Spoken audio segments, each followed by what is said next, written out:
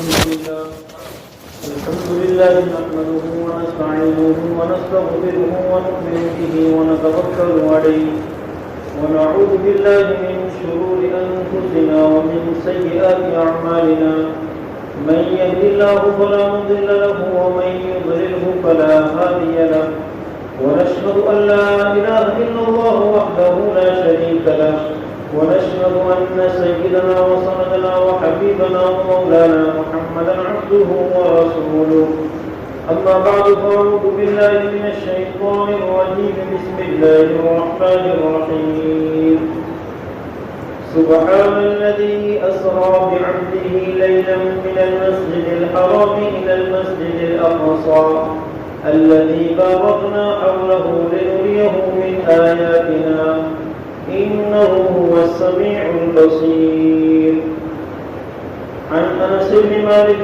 رضي الله تعالى عنه قال قال رسول الله صلى الله تعالى عليه وسلم مررت على موسى ليلة أسري بي عند سقيب الأحمر وهو قائم يصلي في قبره أو كما قال عليه الصلاة والتسليم. واجب الاحترام حضرات علماء کرام، معزز حاضرین، آج کا ہمارا یہ پروگرام جس کا مقصد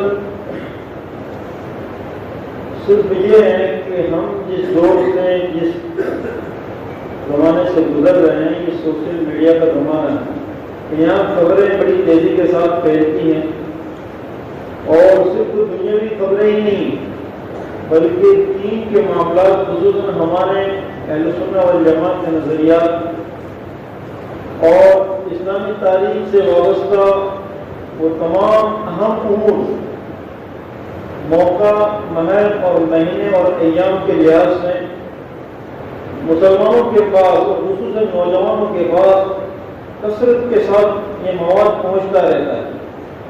رجب المرجب کا مہینہ ہے اور امام الانبیاء جناب محمد رسول اللہ صلی اللہ علیہ وسلم کی ذات گرامی سے تعلق رکھنے والا ایک عظیم معجزہ جسے ہم معجزہ معراج کے نام سے جانتے ہیں. اکثر محققین کا یہ قول ہے کہ وہ اسی مہینے کے اندر پیش آیا ہے. مختلف اقوال ہیں محققین کے، لیکن اکثر محققین اس بات پر ہیں کہ یہ اسی مہینے میں پیش آیا. تو اسی مہینے کے اندر مسلمان نوجوانوں کے پاس اسی سوشل میڈیا کے ذریعے مختلف عنوانات سے جو باتیں، نظریاتی باتیں، اصولی باتیں پہنچتی ہیں. تو آج کا جو پروگرام ہم نے اسی لیے کیا ہے کہ ہم اہل سنہ والجماعت، ہمارا حق ہے کہ ہم اس کو اپنے اسلاف اور خصوصاً صحابہ کرام، تابعین نظام رضوان اللہ علیہم اجمعین کی نظریات کی روشنی میں ہم جانیں. نبی علیہ السلام کا جو معراج کا سفر تھا، یہ سفر اللہ تعالیٰ نے آپ کو کیسے کرایا. اس سفر سے اور اس واقعہ معراج سے جو تعلق رکھنے والے ہمارے نظریات ہیں، خصوصی طور پر کہ اللہ تعالیٰ نے یہ سفر آپ کو جسمانی کرایا، روحانی کرایا.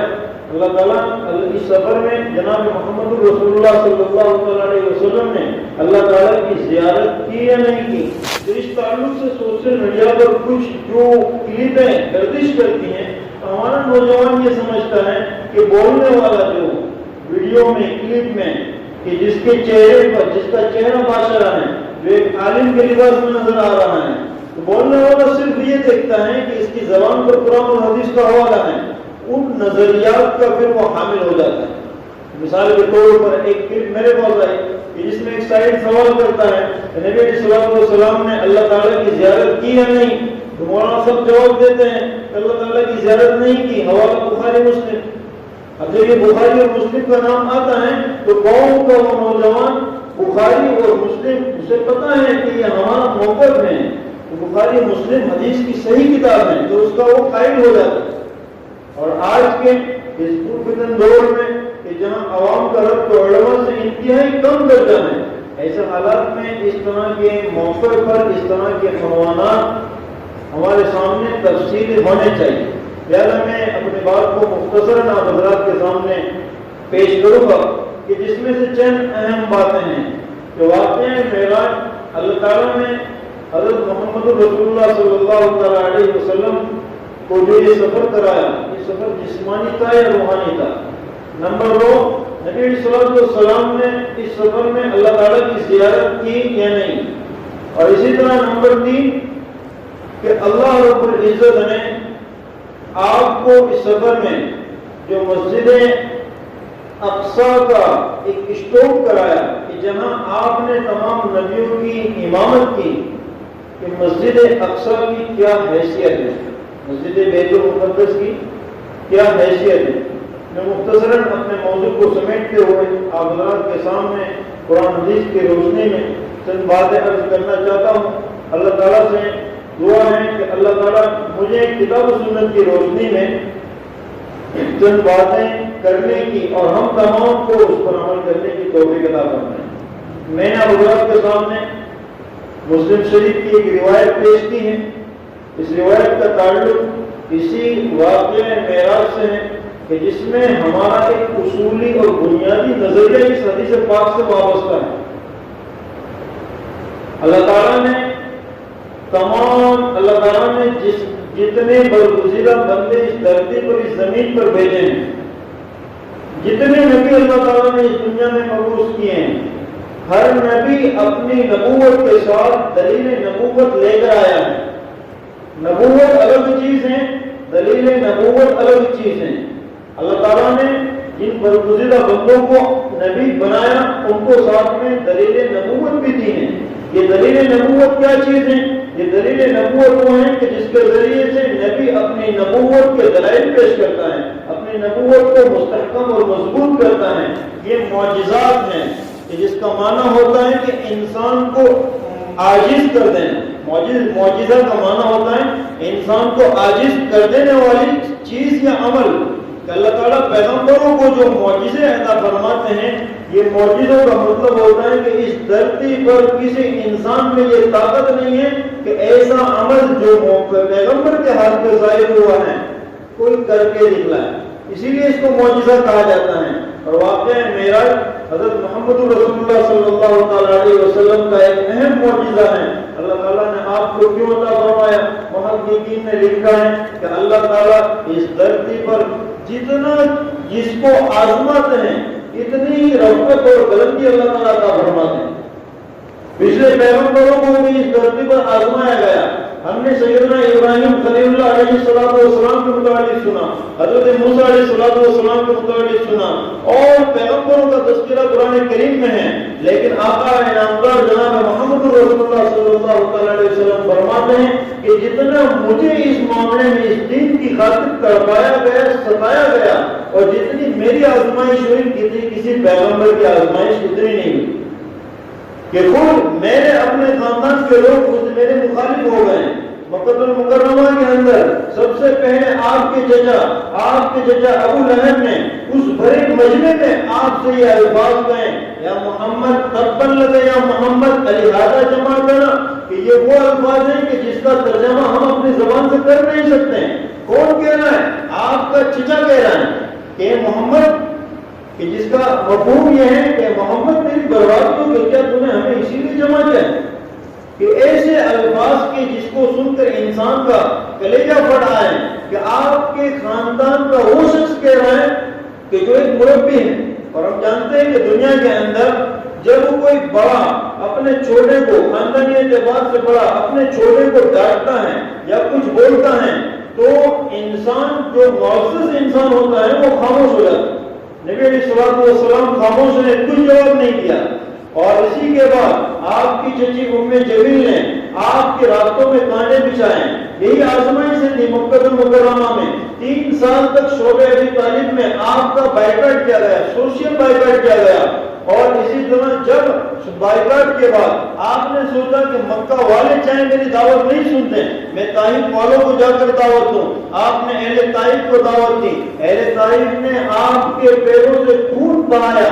تو یہ ساری آزمائشیں کہ جب اس دھرتی پر آپ کو حقارت کی نگاہ سے دیکھا گیا، آپ کی تجدید کی گئی، اللہ تعالیٰ نے اتنی ہی رفعت اور بلندی آپ کو عطا فرمائی، اور پھر اللہ تعالیٰ نے آپ کو مکہ المکرمہ ہی میں، محققین نے لکھا ہے کہ ہجرت کے 3 سال پہلے، کوئی طے تاریخ کتابوں میں موجود نہیں ہے، حضرت خدیجہ الکبریٰ رضی اللہ تعالیٰ عنہ کی وفات کے بعد اور ہجرت کے 3 سال پہلے اللہ تعالیٰ نے آپ کو یہ معراج کا سفر کرایا، اس لیے کرایا کہ دنیا والے دیکھ لیں کہ جس ذات اور جس شخصیت کو اس فرش پر جو اذیتیں اور تکلیفیں پہنچائی جا رہی ہیں، ہمارا خالق و مالک اور ہم تمام کو پیدا کرنے والا اس شخصیت کو اپنے عرش پہ بلا کر رفعت اور بلندی عطا فرماتے ہیں کہ محمد صلی اللہ علیہ وسلم اس دھرتی والوں کے سامنے، اس دنیا والوں کے سامنے کہ جنہوں نے آپ پر تکلیف پہنچانے میں، آپ کو تکلیف پہنچانے میں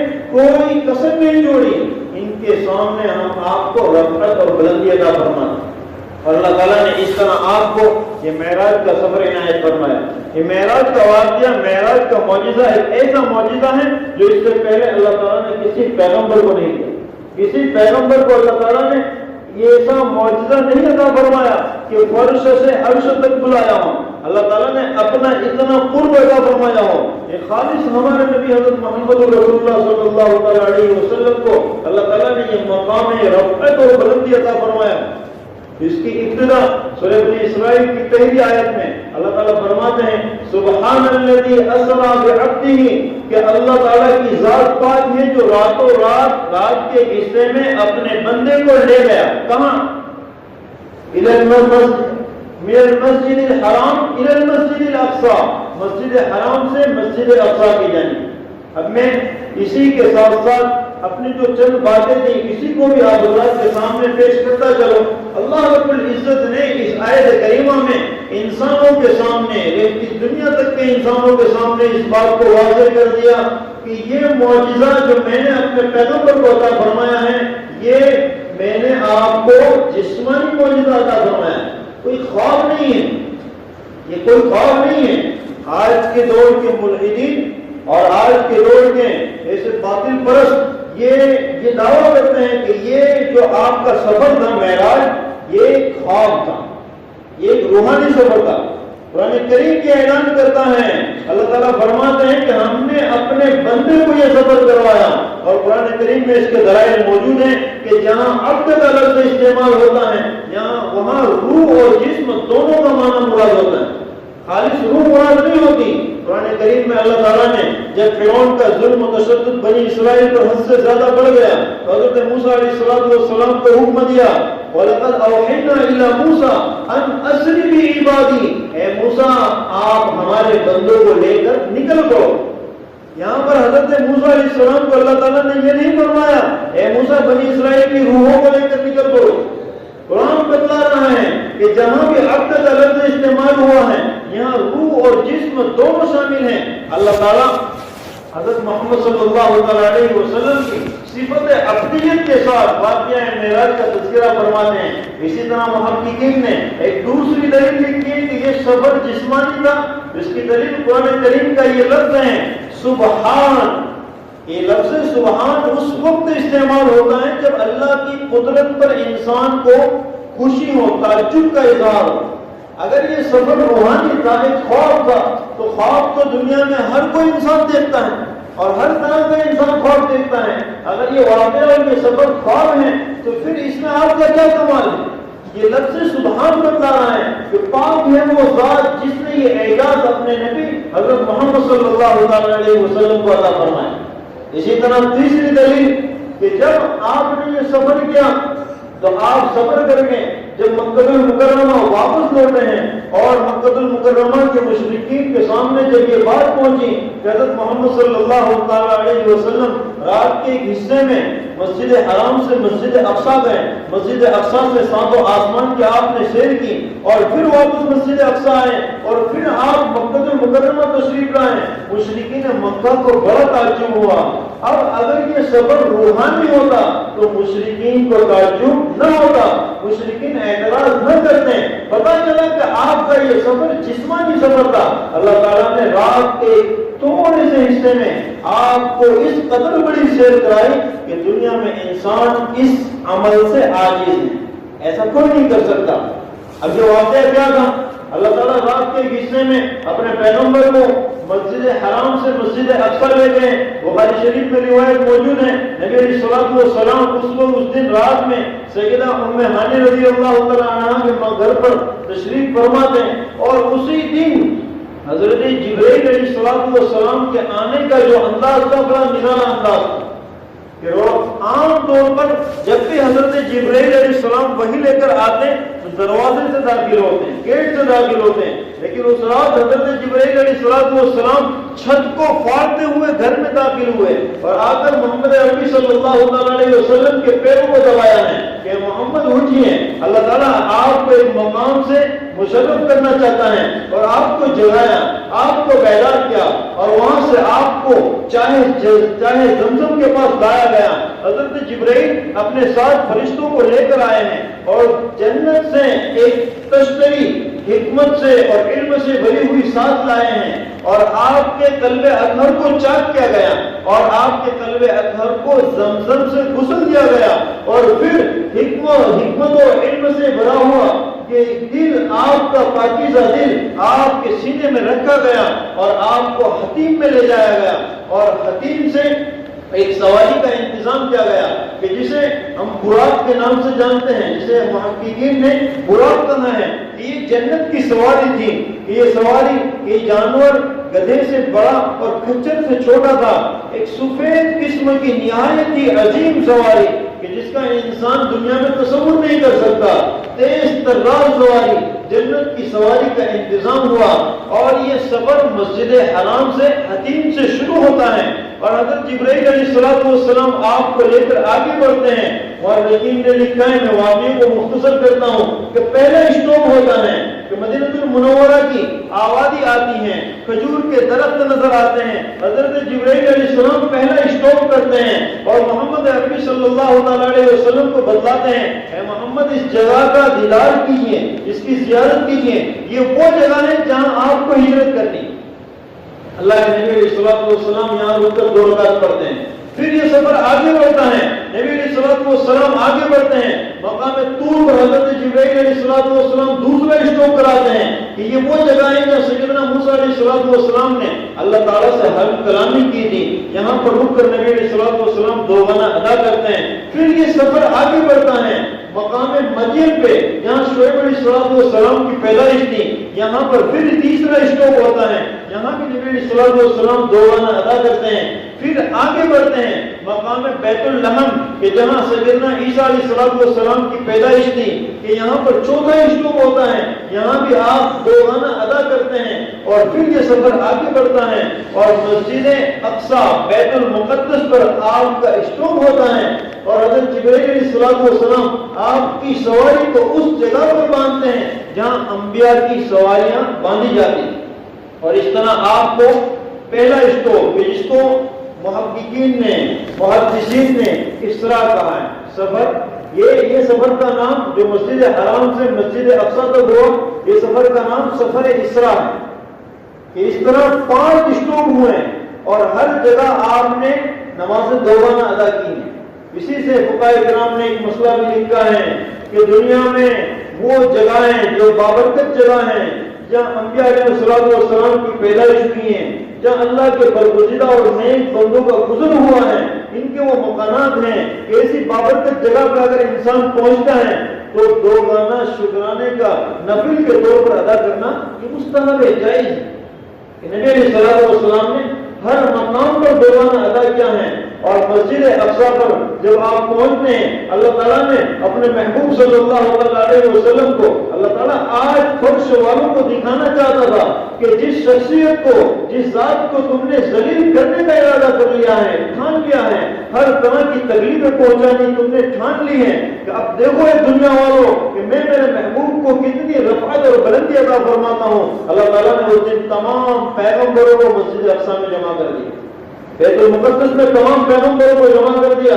حضرت جبرائیل علیہ السلام نے اذان دی اور اقامت کہی اور آپ کو آگے بڑھایا، اور آپ نے یہاں بھی دو آنا ادا کیا اور تمام نبیوں کی امامت آپ نے ادا کی، اور اس طرح آپ امام الانبیاء بنائے گئے کہ یہ پہلا سفر جو مسجد حرام سے مسجد اقصی پر یہ فرش کا سفر یہ مکمل ہوا۔ اس سفر کے بعد اللہ تعالیٰ نے آپ کو آسمان کا سفر کرایا۔ حضرت جبرائیل علیہ السلام آپ کو لے کر چلے ہیں۔ محققین نے لکھا ہے، مختلف اقوال ہیں کہ ایک لفٹ آسمان پر لگائی گئی، ایک زینہ لگایا گیا جسے معراج کہتے ہیں۔ معراج کا مفہوم ہوتا ہے زینہ، ایک زینہ لگایا گیا جس کو ہم سمجھ سکتے ہیں، ہم آج کے انداز میں جس کا مفہوم اور اس کا معنی کر سکتے ہیں کہ ایک لفٹ لگائی گئی کہ جس نے اتنی تیزی کے ساتھ آپ کو پہلے آسمان پر پہنچایا۔ پہلے آسمان پر جب پہنچے، بخاری شریف کی روایت ہے، آسمان کے داروغہ نے آواز لگائی، کون؟ حضرت جبرائیل فرماتے ہیں کہ میں جبرائیل، پوچھا گیا کون ہے آپ کے ساتھ کوئی ہے؟ تو کہا گیا جی ہاں میرے ساتھ محمد صلی اللہ علیہ وسلم ہے۔ داروغہ نے پوچھا کیا ان کو اوپر بلایا گیا ہے؟ حضرت جبرائیل علیہ السلام فرماتے ہیں جی ہاں ان کو بلایا گیا ہے۔ پہلے آسمان کا دروازہ کھولا گیا، پہلے آسمان پر سیدنا آدم علیہ السلام سے آپ کی ملاقات ہوئی، اور پھر کچھ گفت و شنید کے بعد یہ سفر آگے بڑھا۔ دوسرے آسمان پر اسی طرح داروغہ سے بات ہوئی، اور دوسرے آسمان پر سیدنا عیسیٰ علیہ السلام سے ملاقات ہوئی۔ اسی طرح پھر تیسرے آسمان کے داروغہ سے بات ہوئی، اور تیسرے آسمان پر حضرت یوسف علیہ السلام سے ملاقات ہوئی۔ پھر چوتھے آسمان پر آپ پہنچے، اور چوتھے آسمان پر حضرت ادریس علیہ السلام سے ملاقات ہوئی۔ پانچویں آسمان پر پھر حضرت جبرائیل علیہ السلام آپ کو لے کر پہنچے ہیں، تو یہاں حضرت ہارون علیہ السلام سے ملاقات ہوئی۔ چھٹے آسمان پر سیدنا موسیٰ علیہ السلام سے ملاقات ہوئی، اور ساتویں آسمان پر حضرت ابراہیم خلیل اللہ علیہ السلام جو مقام بیت المعمور پر تشریف فرماتے ہیں، یہاں آپ سے ملاقات ہوئی۔ اس طرح اللہ تعالیٰ نے مسجد اقصی سے ساتوں آسمان کا سفر آپ کو کرایا۔ اب یہاں پر ہمیں جو ایک اہم بات سمجھنی ہے کہ ہم نے بار بار سنا ہے کہ انبیاء کرام علیہ السلام کی جو تعداد ہے کم و بیش 1,24,000 انبیاء ہیں، لیکن اللہ تعالیٰ نے ان میں سے ان 7 نبیوں کو ان 7 آسمانوں پر کیوں آپ سے ملاقات کرائی؟ انبیاء تو اور بھی بہت ہیں۔ علماء نے، محققین نے بڑے بہترین نکات اس سلسلے میں لکھے ہیں کہ جب پہلی ملاقات سیدنا ابو البشر حضرت آدم علیہ السلام نے اللہ تعالیٰ سے کرائی، اس لیے کرائی کہ آپ اللہ تعالیٰ بتلانا چاہتے ہیں اے محمد آپ اس سلسلہ نبوت کے آخری پیغمبر ہیں، اور اس سلسلہ نبوت کے سب سے پہلے پیغمبر جیسے امجد ابو البشر انسانیت کے باپ حضرت آدم علیہ السلام ہیں۔ نبوت یہاں سے شروع ہوئی اور نبوت کا تاج آپ کو پہنایا گیا، اور نبوت یہاں ختم ہوئی ہے۔ اس طرح اور دوسرا علماء نے لکھا ہے کہ دوسرا نقطہ یہ ہے کہ حضرت آدم علیہ السلام کو دشمن نے، شیطان نے جنت سے اور آسمان سے نکالا اور دھرتی پر بھیجا ہے۔ اے محمد صلی اللہ تعالیٰ علیہ وسلم، دشمن آپ کو بھی ہجرت کرنے پر مجبور کریں گے، آپ کو ہجرت کرنی ہے، آپ کو مکہ المکرمہ چھوڑنا ہے۔ اس لیے پہلی ملاقات آپ کی سیدنا آدم علیہ السلام سے کرائی گئی۔ دوسرے آسمان پر حضرت عیسیٰ علیہ السلام سے اس لیے ملاقات کرائی گئی کہ حضرت عیسیٰ علیہ السلام اور آپ کے درمیان کسی پیغمبر کا فاصلہ نہیں ہے۔ حضرت عیسیٰ علیہ السلام یہ آخری پیغمبر ہے، محمد صلی اللہ علیہ وسلم کے پہلے اور زندہ ہیں، اور عیسیٰ نبی علیہ السلام کو آپ کی امت میں واپس اسی حیات کے ساتھ نازل ہونا ہے، آسمان سے نیچے نازل ہونا ہے۔ اس طرح دوسرے آسمان پر حضرت عیسیٰ نبی علیہ السلام سے ملاقات کرائی گئی۔ تیسرے آسمان پر حضرت ادریس، حضرت یوسف علیہ अलैहिस्सलाम से इसलिए मुलाकात कराई गई कि मोहम्मद सल्लल्लाहु अलैहि वसल्लम कि इस यूसुफ को देखिए कि इस यूसुफ को तकलीफ अपनों ने पहुंचाई, अपनों ने इनके साथ धोखे का मामला किया। हे मोहम्मद आपके मुखालिफ हो जाएंगे और मक्कतुल मुकर्रमा में रहने वाला आपका खानदान आपका मुखालिफ होगा और आपकी मुखालिफत होगी, आपके खिलाफ साजिशें की जाएगी। कि इस यूसुफ ने सब्र किया, अल्लाह ताला ने इनको फातेह बनाया और मिस्र का बादशाह बनाया। है मोहम्मद आप भी इसी तरह सब्र करेंगे और हम आपको भी मक्कतुल मुकर्रमा की फतह नसीब फरमाएंगे। फिर चौथे आसमान पर हजरत इदरीस अलैहिस्सलाम से इसलिए मुलाकात कराई कि जो खत व किताबत के मौजिद हैं, बानी हैं, हजरत इदरीस अलैहिस्सलाम हैं। मोहम्मद सल्लल्लाहु अलैहि वसल्लम जब आप हिजरत करके मदीनतुल मुनव्वरा पहुंचेंगे तो आप दुनिया के सलातीन को खुतूत लिखेंगे, खत लिखेंगे और खत के बानी और मुजिद हजरत इदरीस अलैहिस्सलाम हैं। इसलिए अल्लाह ताला ने आपसे चौथे आसमान पर मुलाकात कराई। पांचवें आसमान पर हजरत हारून अलैहिस्सलाम से इसलिए मुलाकात कराई। उलमा ने लिखा है कि जब हजरत मूसा अलैहिस्सलाम हजरत हारून को अपने मकाम पर छोड़कर तौरेत हासिल करने के लिए मकाम तूर पहुंचे हैं, इस तरफ मूसा अलैहिस्सलाम की कौम ने शिर्क और बूत परस्ती की इजाद कर दी और एक गौशाला की परस्तिश करना शुरू कर दिया और सामरी और उसके अफराद ने लोगों को शिर्क में मुब्तला कर दिया। इसके एवज इनको कत्ल किया गया। मोहम्मद सल्लल्लाहु अलैहि वसल्लम हमने आपकी मुलाकात हजरत हारून से इसलिए कराई कि आपकी कौम भी शिर्क करेगी और बुत परस्ती में मुब्तला होगी और मैदान बदर के अंदर कत्ल की जाएगी। और फिर छठे आसमान पर हजरत मूसा अलैहिस्सलाम से इसलिए मुलाकात कराई कि मूसा अलैहिस्सलाम को अल्लाह ताला ने शाम के खिलाफ जिहाद करने का हुक्म दिया था। हजरत मूसा अलैहिस्सलाम अपने अफराद को लेकर शाम की जानिब निकले हैं, लेकिन शाम को फतह न कर सके।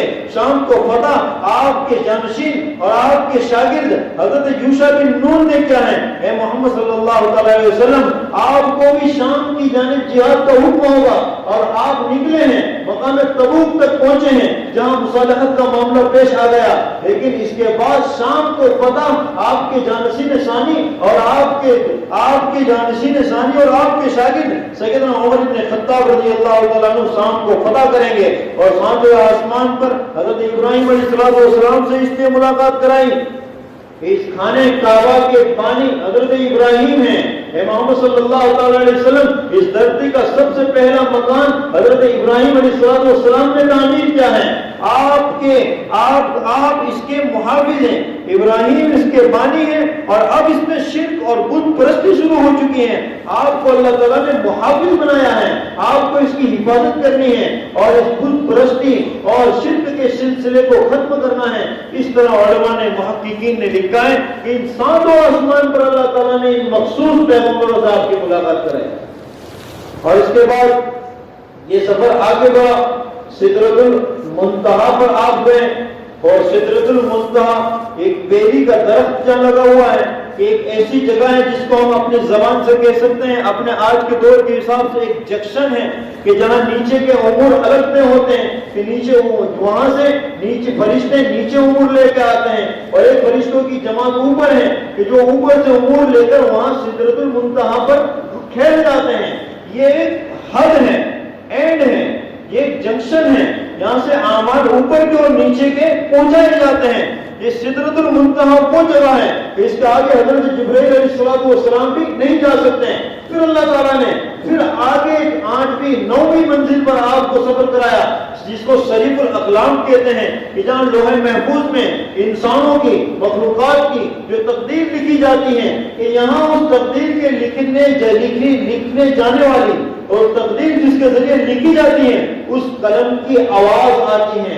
अल्लाह के नबी मोहम्मद सल्लल्लाहु अलैहि वसल्लम को शरीफुल अकलाम तक लाया गया और उसके बाद जो 10वां स्टॉप है आपको और करीब किया गया जहां से आवाज आई उदनु, ए मेरे महबूब करीब आइए, कि जहां से आवाज आई कि जहां फरिश्तों को भी इजाजत नहीं, जहां फरिश्तों को भी पहुंचने की इजाजत नहीं, कि जहां कुदरती अल्लाह की जानिब से आवाज आ रही है उदनु, ए मेरे महबूब करीब आइए।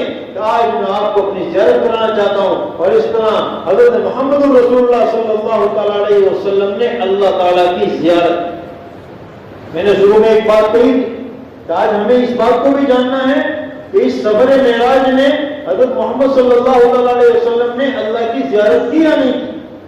حضرت محمد صلی اللہ تعالیٰ علیہ وسلم نے اللہ کی زیارت کی. خصائص کبریٰ کی روایت ہے. حضرت انس بن مالک رضی اللہ، حضرت عبداللہ بن عباس رضی اللہ تعالیٰ عنہ راوی ہیں کہ اللہ کے نبی علیہ الصلوۃ والسلام فرماتے ہیں رأیت النبی صلی اللہ کے نبی علیہ الصلوۃ والسلام فرماتے ہیں رأیت اللہ عز وجل کہ میں نے اللہ کی زیارت کی ہے. اور اسی طرح ایک دوسری روایت حضرت انس بن مالک سے ہے. آپ فرماتے ہیں کہ نبی علیہ الصلوۃ والسلام نے ارشاد فرمایا رأیت النور العظم کہ میں نے نور اعظم کو دیکھا. یہ وہ مقام ہے کہ جہاں سے آواز آئی ادنو اے میرے محبوب قریب آئیے، کہ جہاں اللہ تعالیٰ اللہ کے نبی علیہ الصلوۃ والسلام نے اللہ کی زیارت کی ہے. اس دھرتی پر اس دنیا میں ہمارے سامنے بہت سے لوگوں کو اس پہ اشکال ہے کہ قرآن کریم میں تو اللہ تعالیٰ فرماتے ہیں لا تدرکہ الابصار وہو یدرک الابصار کہ یہ دنیا کی آنکھیں اللہ تعالیٰ کی زیارت نہیں کر سکتی، اللہ کو دیکھ نہیں سکتی. بہت سے لوگ آج کی سوشل میڈیا کے زمانے میں ایسی کلپیں چلتی ہیں کہ جس میں یہ حوالے دیے جاتے ہیں کہ محمد صلی اللہ تعالیٰ علیہ وسلم نے اللہ کو نہیں دیکھا، اور اس آیت کریمہ کو بطور دلیل پیش کیا جاتا ہے. لیکن میرے دوستوں کہ جو دل والے ہیں، جو جن کے دلوں کے اندر علم و حکمت بھرا ہوا ہے، وہ خالق اور اللہ کو مخلوق کے سب سے افضل جناب محمد رسول اللہ صلی اللہ علیہ وسلم کی اس ملاقات اور اس سفر کو سمجھ سکتے ہیں کہ محمد صلی اللہ علیہ وسلم نے جو اللہ کی زیارت کی ہے یہ دنیا میں نہیں کی ہے، یہ فرش پہ نہیں کی ہے، یہ عرش پہ کی. قرآن کریم میں لا تدرکہ الابصار وہو یدرک الابصار. یہ کہاں کا معاملہ ہے؟ یہ دنیا کا معاملہ ہے کہ پیغمبر صلی اللہ علیہ وسلم آپ بھی دیدار نہیں کر سکتے، لیکن کہاں؟ اس دنیا میں. لیکن ہمارا تو یہ نظریہ ہے، اہل سنہ والجماعت کا یہ نظریہ ہے کہ ہمارے نبی نے اللہ کی زیارت کی. کہاں کی ہے؟ عرش پہ کی ہے، فرش پہ نہیں کی. کہاں کی ہے؟ عرش پہ کی ہے. تو یہ دلائل پیش کیے جاتے ہیں یہ تو فرش کے ہیں، اور زیارت آپ نے کی ہے عرش بھی کیے. اور اس کو سمجھنے کے لیے اس طرح سمجھیے کہ جس طرح بعض لوگ ہمارے پاس سمجھنے کے لیے آتے ہیں تو ہم ان کو سمجھاتے ہیں، اور سمجھانے سے پہلے دعا دیتے ہیں کہ اللہ آپ کو ہدایت دیں، اللہ آپ کو ہدایت کے بعد جنت میں داخلہ بھی نصیب کریں. تو وہ کہتا ہے آمین. اور پھر اسے کہا جاتا ہے کہ جب جنت میں داخل ہوں گے تو کیا آپ اللہ کی زیارت کرو گے؟ تو وہ شخص کہتا ہے ہاں جنت میں زیارت کریں گے. تو جب ہم اسے کہتے ہیں کہ بھائی جب آپ جنت میں اللہ کی زیارت کریں گے تو یہ تو قرآن کریم کے خلاف ہے. قرآن کریم کہتا ہے لا تدرکہ الابصار وہو یدرک الابصار. تو پھر آپ اللہ کی زیارت کیسے کر لو گے؟ تو وہ شخص جواب میں دلیل پیش کرتا ہے کہ ترمذی کی روایت ہے کہ اہل جنت کو اللہ کا دیدار نصیب ہوگا. تو اسی طرح ترمذی ہی میں روایت موجود ہے، اسی طرح خصائص کبریٰ میں روایت موجود ہے. عبداللہ ابن عباس فرماتے ہیں کہ محمد صلی اللہ تعالیٰ علیہ وسلم نے فرمایا کہ میں نے اللہ کی زیارت کی. اب دیکھیے کہ جنت میں انسان اللہ کی زیارت کرے گا، اور ہمارا نظریہ کیا ہے کہ محمد صلی اللہ علیہ وسلم نے اللہ کی زیارت کہاں کی ہے؟ فرش پہ نہیں، عرش پہ کی ہے. تو یہ عرش کون سی جگہ ہے؟ قرآن کریم بیان فرماتا ہے کہ وہ قرآن کریم بیان کرتا ہے وَلَقَدْ رَآهُ نَزْلَةً أُخْرَىٰ عِندَ سِدْرَةِ الْمُنتَهَىٰ عِندَهَا جَنَّةُ الْمَأْوَىٰ. یہ تو جنت المأوا ہے، یہ تو سدرۃ المنتہا ہے، یہ دنیا کی جگہ نہیں ہے. تو ہمارا نظریہ ہے کہ ہمارے نبی نے جو اللہ کی زیارت کی ہے یہ فرش پہ نہیں کی ہے، یہ عرش پہ کی. اللہ کے نبی نے اس نظریے کو سمجھنا ہے کہ ہمارے نبی نے اللہ کی زیارت کی ہے.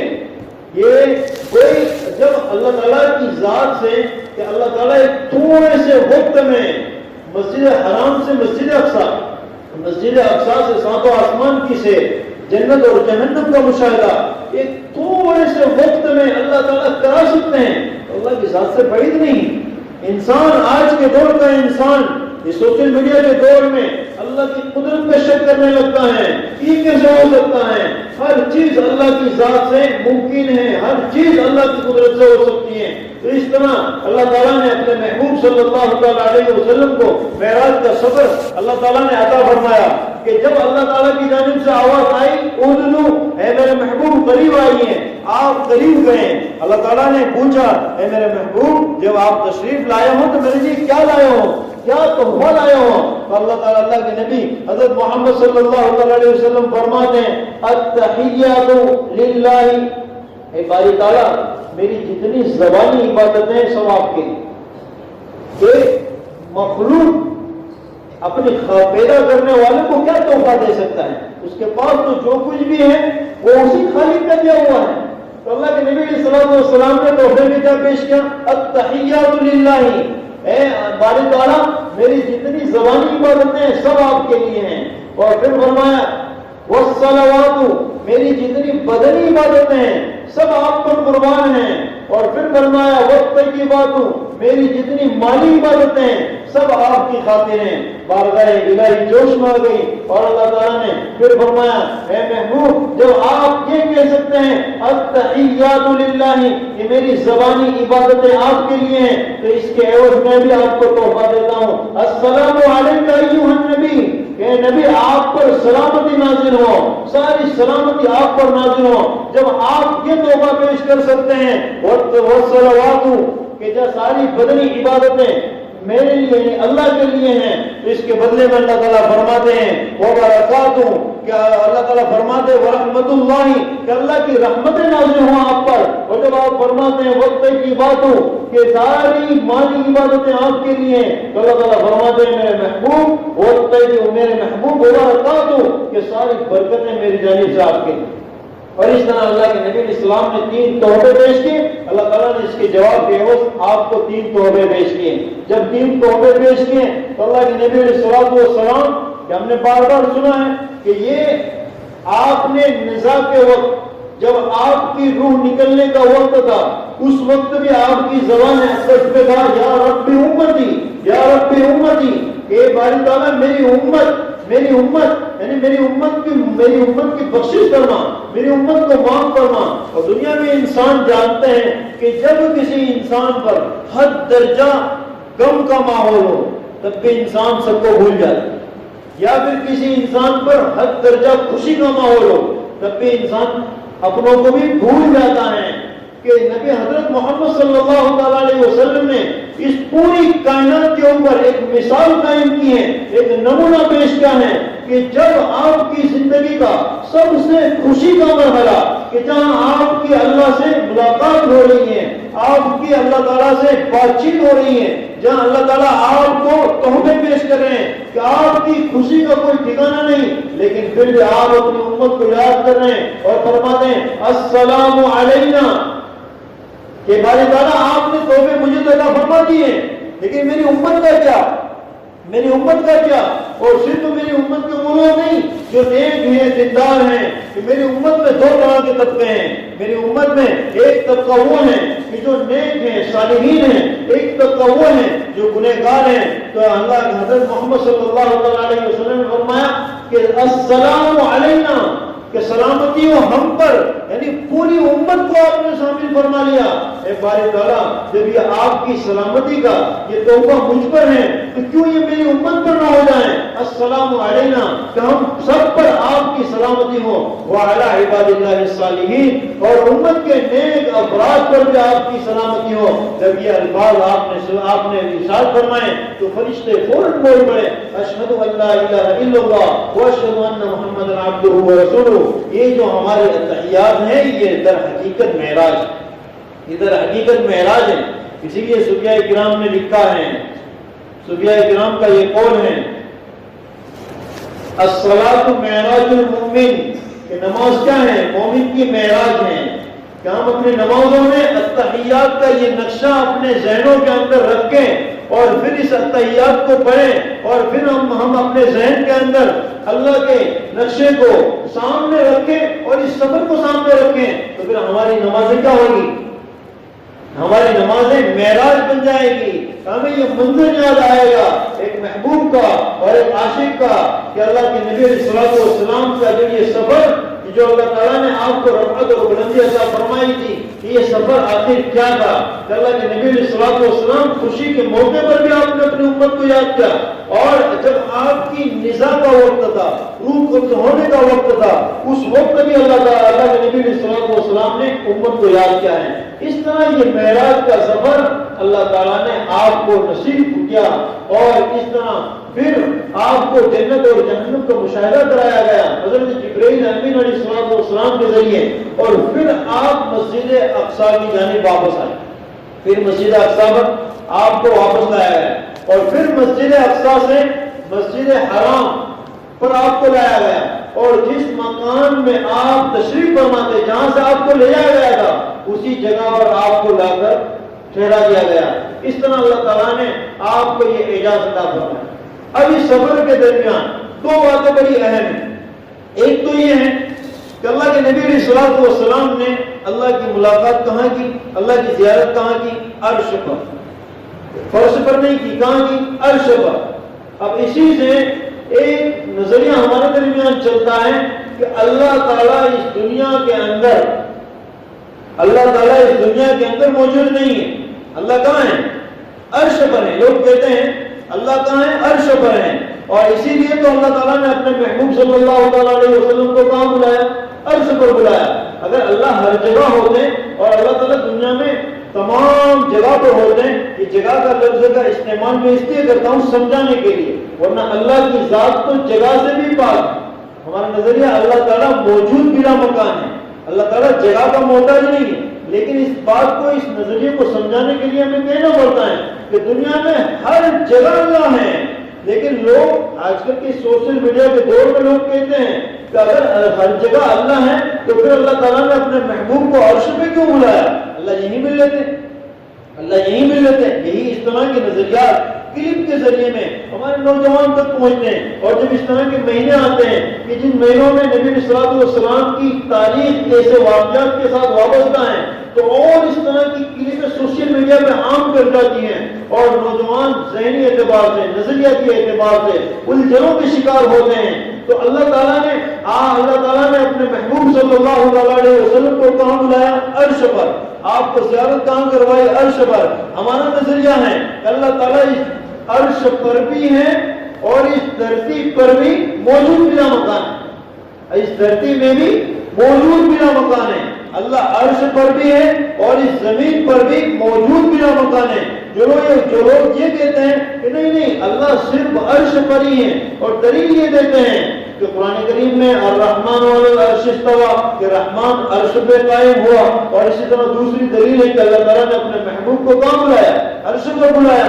اگر اللہ یہاں ہوتے تو اللہ تعالیٰ وہاں اتنے دور کا سفر نہ کراتے ہیں۔ اس بات کو سمجھنے کے لیے ایک پوری تفصیلی بات کو سمجھیے کہ اللہ تعالیٰ نے قرآن کریم میں جہاں یہ ہے الرحمن علی العرش استوى، وہیں قرآن کریم میں اللہ تعالیٰ یہ بھی فرماتے ہیں نحن اقرب الیہ من حبل الورید، کہ ہم آپ کے شہرت سے زیادہ بھی قریب ہیں۔ قرآن کریم میں دوسرے مقام پر اللہ تعالیٰ فرماتے ہیں ما یکون من نجوى ثلاثۃ الا هو رابعهم، کہ جہاں تم تین ہوتے ہیں وہاں چوتھا اللہ تعالیٰ ہے۔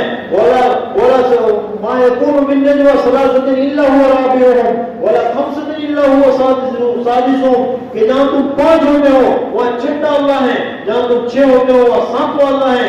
دنیا میں جہاں کہیں تم ہو وہاں اللہ ہے، وہاں اللہ ہے۔ مشرق میں بھی اللہ ہے، مغرب میں بھی اللہ ہے۔ اللہ تعالیٰ اس دھرتی پر موجود بلا مکان ہے، اللہ تعالیٰ جگہ سے پاک ہے، لیکن اللہ ہے۔ اب وہ کیسے ہے؟ وہ اپنے شاہ نشان ہے۔ اور کیسے ہے؟ وہ اپنے شاہ نشان ہے۔ اب دوسری بات کہ جب اللہ تعالیٰ اس دھرتی پر موجود بلا مکان ہے تو پھر اپنے محبوب کو اللہ تعالیٰ نے عرش پہ کیوں بلایا؟ تو اس کو سمجھیے۔ اللہ تعالیٰ فرماتے ہیں قرآن کریم میں وَاسْجُدْ وَاقْتَرِب، کیا فرماتے ہیں؟ وَاسْجُدْ وَاقْتَرِب، سجدہ کر اور قریب آ، سجدہ کر اور قریب آ۔ اس کا ترجمہ اور اس کا مفہوم یہ نہیں ہوتا کہ عرش پہ آ اور زیارت کر۔ کیا مفہوم ہوتا ہے؟ سجدہ کر اور قریب آ۔ اور یہ حکم کس کو ہے؟ سب کو ہے کہ اللہ کہاں ملتا ہے؟ وَاسْجُدْ وَاقْتَرِب، اللہ کہاں ملتا ہے؟ مسجدوں میں اللہ ملتا ہے۔ سجدہ کر اور اپنے خالق اور مالک کی قربت حاصل کر، سجدہ کر اور اپنے خالق اور مالک کی قربت حاصل کر۔ اب دیکھیے کہ جب بندہ ایک عام ایمان والا ہوتا ہے تو اللہ تعالیٰ اس کی ملاقات کے لیے جگہ کو طے کرتے ہیں وَاسْجُدْ وَاقْتَرِب۔ جب ایک بندہ ایک عام نبی ہوتا ہے، موسیٰ موسیٰ جیسا نبی ہوتا ہے تو اللہ تعالیٰ اس کی ملاقات کے لیے جگہ کو طے کرتے ہیں اور پورے سینہ پر بلاتے ہیں. اور لیکن جب بندہ امام الانبیاء جیسا ہو تو اللہ تعالیٰ اس کی ملاقات کے لیے جگہ کون سی بلاتے ہیں؟ جگہ کون سی طے کرتے ہیں؟ فرش نہیں، عرش پہ بلاتے ہیں. یہ اللہ تعالیٰ نے اپنی زیارت کے لیے، اپنی ملاقات کے لیے لوگوں کے مقام و مرتبے کے اعتبار سے ترتیب رکھی. تو اللہ تعالیٰ دنیا میں موجود بلا مکان ہے، ہر طرف ہے، مشرق میں بھی ہے، مغرب میں بھی ہے، ہر جگہ ہے. لیکن اللہ تعالیٰ نے اپنے محبوب صلی اللہ تعالیٰ علیہ وسلم کو جو شرف عطا فرمایا ہے ملاقات کا، عرش پر ایک مخصوص شرف کا، ایک مخصوص مقام کا کہ جہاں اللہ تعالیٰ نے آپ کو زیارت نصیب کرائی ہے. تو پتہ چلا اللہ تعالیٰ عرش پر بھی ہے اور اللہ تعالیٰ فرش پر بھی ہے، یہاں بھی ہے وہاں بھی ہے. وہ ایک اللہ کی خصوصی تجلی ہے. اب ایک سوال یہ بھی ہو سکتا ہے کہ جب اللہ عرش پر ہے جب یہ باتیں ہیں تو پھر فرش پہ کیسے؟ اسی لیے مفسرین نے لکھا ہے کہ یہ جو تمام آیتیں ہیں الرحمن علی العرش استوى، یہ سب کے سب متشابہات کی قبیل سے ہیں کہ یہاں انسانوں کو یہ حکم دیا گیا ہے کہ اللہ کی قدرت میں تو غور کریں لیکن اللہ کی ذات میں آگے نہ بڑھیں. وہ موجود بلا مقام کیسے ہیں وہ اللہ ہی جانتا. یہ علم مخلوق کو نہیں دیا گیا کہ انسان اللہ کی ذات پر عام انسانوں کی طرح قیاس کرے کہ یہاں بھی ہے تو وہاں کیسے ہیں. اللہ ہے، اپنی شان ہے اور اللہ تعالیٰ نے یہ ایک نظام بنایا ہوا ہے. یہ ایک تفصیلی بحث ہے لیکن مختصراً میں نے حضرات کے سامنے یہ نظریہ رکھ دیا کہ ہمارا نظریہ ہے کہ اللہ عرش پر بھی ہے، اللہ فرش پر بھی ہے، اللہ یہاں بھی ہے اور اللہ تمام مقامات پر ہے. اللہ تعالیٰ موجود بلا مکان ہے. اس سفر میں دوسری ایک بات جو میں نے شروع میں حدیث مبارکہ پڑھی تھی کہ نبی علیہ الصلوۃ والسلام جب مسجد حرام سے مسجد اقصیٰ کی جانب جب یہ سفر اسراء آپ نے کیا ہے تو آپ فرماتے ہیں مررت علی موسیٰ لیلۃ اسری بی، کہ جس رات مجھے اسراء کرائی گئی یعنی مسجد حرام سے مسجد اقصیٰ بلایا گیا رات کے تھوڑے سے حصے میں، تو میرا گزر حضرت موسیٰ کے پاس سے ہوا ان ثقیب الاحمر، کہ آپ ایک سرخ ٹیلے کے پاس وہ قائم یصلی فی قبرہ، اپنی قبر میں کھڑے رہ کر نماز پڑھ رہے ہیں. اس حدیث مبارکہ کا تعلق بھی اس واقعہ معراج سے ہے اور اس سے ہمارا ایک اہم نظریہ وابستہ ہے. کیا دیکھا اللہ کے نبی علیہ السلام نے کہ موسیٰ علیہ السلام اپنی قبر اطہر میں کھڑے ہو کر نماز پڑھ رہے ہیں. کہ یہ ایک سبق پوری دنیا کے لیے ہے کہ جتنے انبیاء ہیں آدم علیہ السلام سے لے کر محمد عربی صلی اللہ تعالی علیہ وسلم تک تمام کے تمام اپنی قبروں میں کیا ہیں؟ زندہ، اپنی قبروں میں زندہ ہیں. یہ بات بھی عام طور پر اسی واقعے کے ساتھ چلتی ہیں کہ انبیاء اپنی قبروں میں زندہ نہیں ہیں بلکہ ان کی روح اعلیٰ علیین میں، ہاں ان کے جسم محفوظ ہیں. جبکہ ہمارا یہ نظریہ ہے، اہل سنت والجماعت کا نظریہ ہے کہ اللہ تعالیٰ نے نبیوں کو وہ مقام دیا ہے کہ ان کا جسم بھی محفوظ اور ان کی روح بھی محفوظ. اللہ تعالیٰ ان کو موت کا مزہ تو دیتے ہیں، انکا میت وانہم میتون، اے پیغمبر آپ کو بھی موت کا مزہ چکھنا ہے اور ساری دنیا کے لوگوں کو چکھنا ہے. لیکن اس موت کے بعد اللہ تعالیٰ ایک خصوصی اعجاز کے طور پر آپ کے جسموں میں روح کو لوٹا دیتے ہیں اور قبروں کی ایک مستقل ایک زندگی نبیوں کو دی جاتی ہے. اسی لیے بخاری شریف میں ہے ان اللہ حرم علی الارض ان تاکل اجساد الانبیاء، اللہ تعالیٰ نے اس دھرتی پر حرام کر رکھا ہے کہ نبیوں کے جسم کو کھائے. نبی جس طرح اس دھرتی پر نبی کی جب موت ہوتی ہے، اس دنیا سے جب نبی وفات پاتے ہیں، پردہ فرماتے ہیں، تو اس کے بعد اللہ تعالیٰ ایک زندگی عطا فرماتے ہیں. ان کی روح کو ان کے جسم میں لوٹائی جاتی ہے اور زمین کو، پوری کائنات کی زمین کو اللہ تعالیٰ نے یہ حکم دیا ہے کہ وہ نبیوں کے جسم کو کھا نہیں سکتی، اس پر حرام کر دیا ہے. اور یہ جمہور امت کا موقف ہے کہ انبیاء اپنی قبروں میں کیا ہیں؟ زندہ ہیں. جب زندہ ہیں تبھی تو اللہ کے نبی علیہ السلام نے حضرت موسیٰ علیہ السلام کو نماز پڑھتے ہوئے دیکھا. جب زندہ تھے تبھی تو نماز پڑھتے ہوئے دیکھا ہے. بعض لوگ کہتے ہیں کہ نہیں یہ تو موسیٰ علیہ السلام کا معجزہ ہے. یہ موسیٰ علیہ السلام کا معجزہ نہیں ہے. کہ موسیٰ علیہ السلام تو قبر میں نماز پڑھ رہے ہیں، معجزہ کس کا ہے؟ معجزہ محمد عربی صلی اللہ علیہ وسلم کا ہے کہ اس قبر پر مٹی کی ایک بڑی چادر لگی ہوئی ہے، مٹی کی ایک دیوار قائم ہے کہ جس کے اندر موسیٰ مدفون ہے، لیکن معجزہ محمد عربی صلی اللہ علیہ وسلم کا ہے کہ اس مٹی کے پردے اور چٹان کے باوجود آپ دیکھ رہے ہیں۔ معجزہ کس کا ہے؟ موسیٰ علیہ السلام کا نہیں ہے، معجزہ محمد عربی صلی اللہ علیہ وسلم کا ہے۔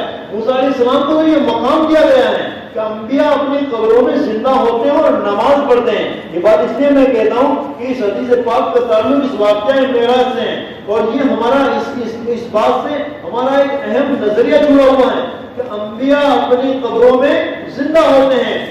حدیث پاک میں اللہ کے نبی صلی اللہ علیہ وسلم فرماتے ہیں من صلی عند قبرہ سمیتہ ومن صلی غائبا، کہ جو بندہ میری قبر پہ آ کر مجھ پر درود پڑھتا ہے میں سنتا ہوں۔ اب سنتا کون ہے؟ زندہ سنتا ہے کہ مردہ سنتا ہے؟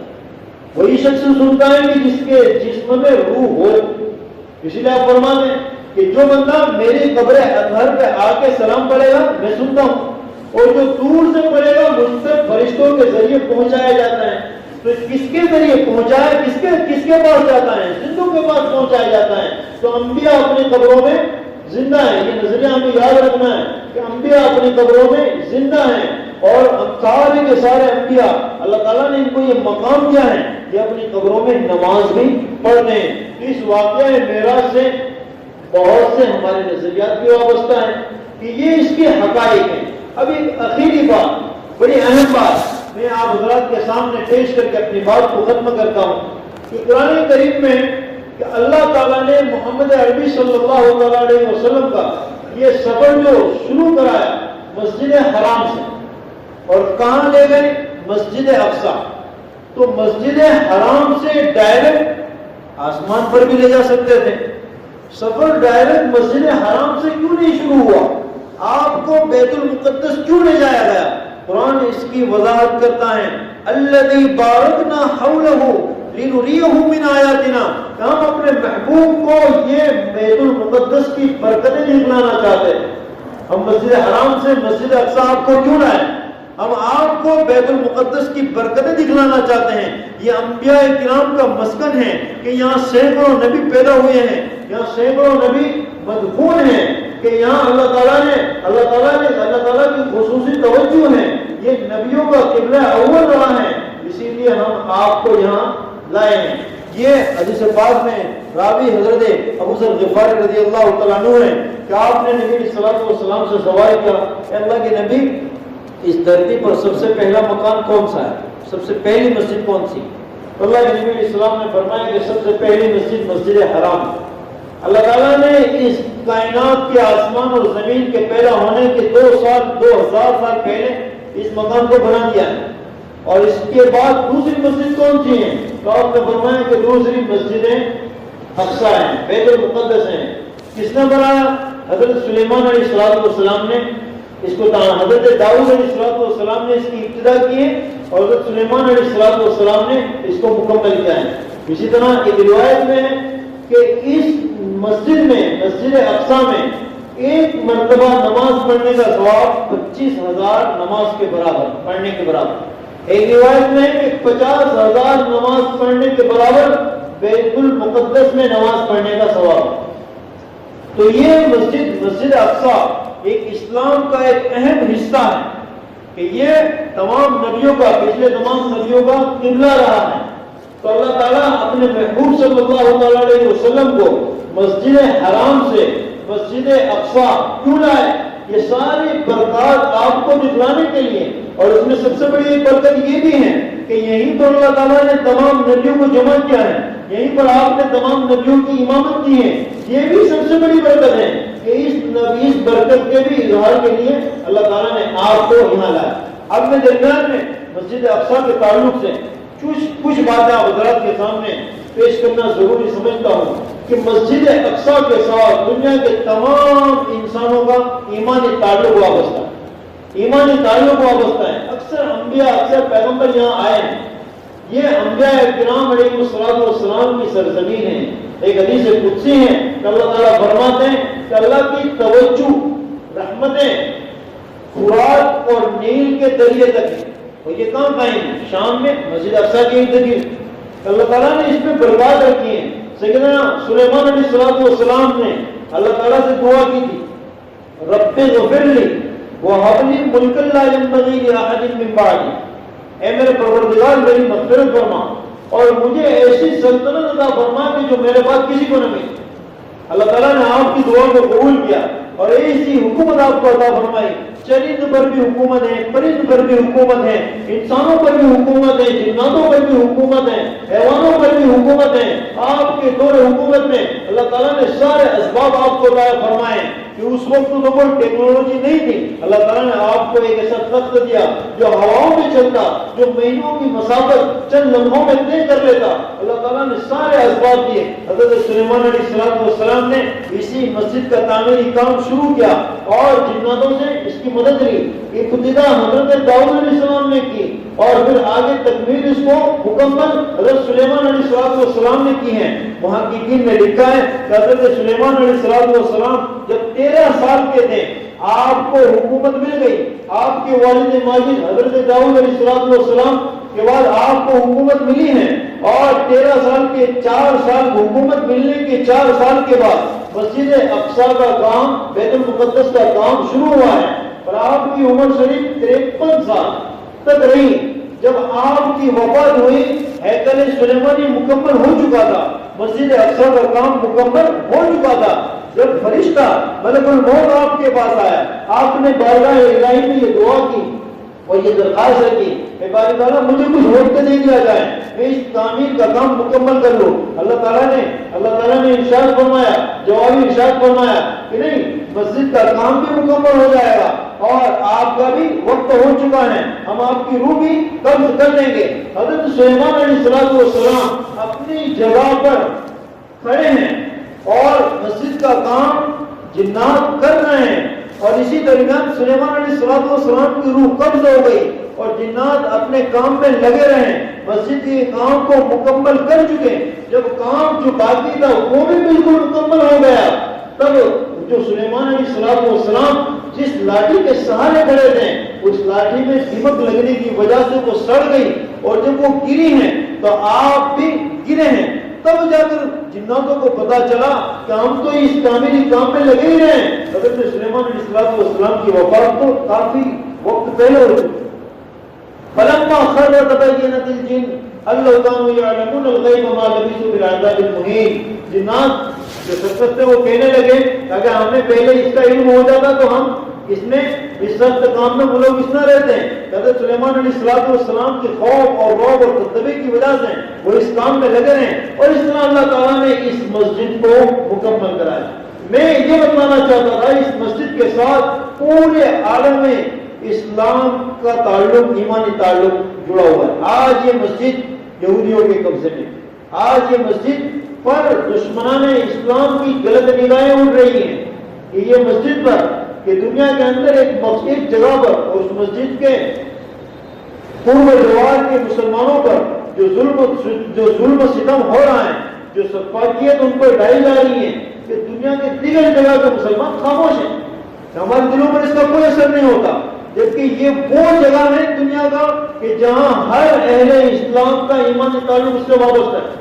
حضرت روایت میں ہے کہ حضرت سلیمان علیہ السلام نے اللہ تعالیٰ سے دعائیں کی تھی، 5 دعا کی تھی۔ اے باری تعالیٰ، جو بندہ اس مسجد کے اندر دنیاوی غرض سے نہ آئے، دنیاوی غرض سے نہ آئے، خالص اپنی توبہ کی غرض سے داخل ہو، اللہ اے باری تعالیٰ آپ اس کی توبہ کو قبول فرمائیں۔ دوسری دعا یہ تھی کہ جو بندہ اس مسجد کے اندر آ کر امن طلب کریں، اے باری تعالیٰ تو اسے امن عطا فرما، حفاظت عطا فرما۔ تیسری دعا تھی کہ باری تعالیٰ جو بندہ غریب ہو اور دنیاوی غرض نہ ہو، اس مسجد کے اندر دینی غرض سے داخل ہو، اے باری تعالیٰ تو اسے غنی بنا۔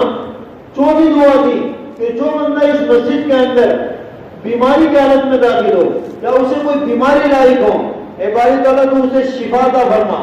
اور 5ویں دعا کی حضرت سلیمان علیہ السلام کی کہ باری تعالیٰ جو بندہ اس مسجد کے میری اس بنائی ہوئی مسجد کے اندر داخل ہو تو اپنی رحمتیں اس پر نازل فرما۔ اللہ تعالیٰ نے ان 5 دعاؤں کو قبول فرمایا۔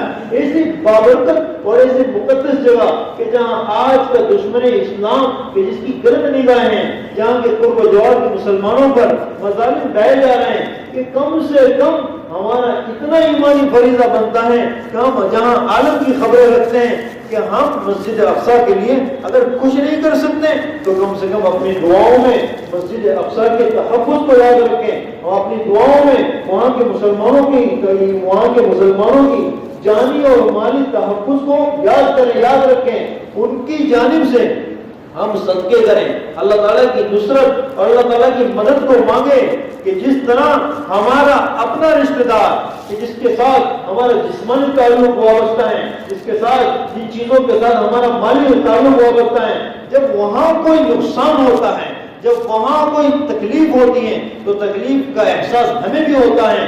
تو آج جب اس دھرتی پر مسجد اقصیٰ پر جب دشمنوں کی غلط نگاہیں ہیں، وہاں کے مسلمانوں پر ظلم و ستم ڈھایا جا رہا ہے، ہمیں احساس تک نہ ہو، ہم کبھی اپنی دعاؤں میں اس کا ذکر تک نہ کریں کہ مسلمان غفلت کے ساتھ زندگی گزار رہا ہے، تو ظلم ہو رہا ہے تو وہاں ہو رہا ہے، ہم تو سکون میں ہیں، ہم تو اطمینان میں ہیں کہ اللہ تعالیٰ کل قیامت کے دن ہم سے پوچھیں گے، ہم سے سوال ہوگا۔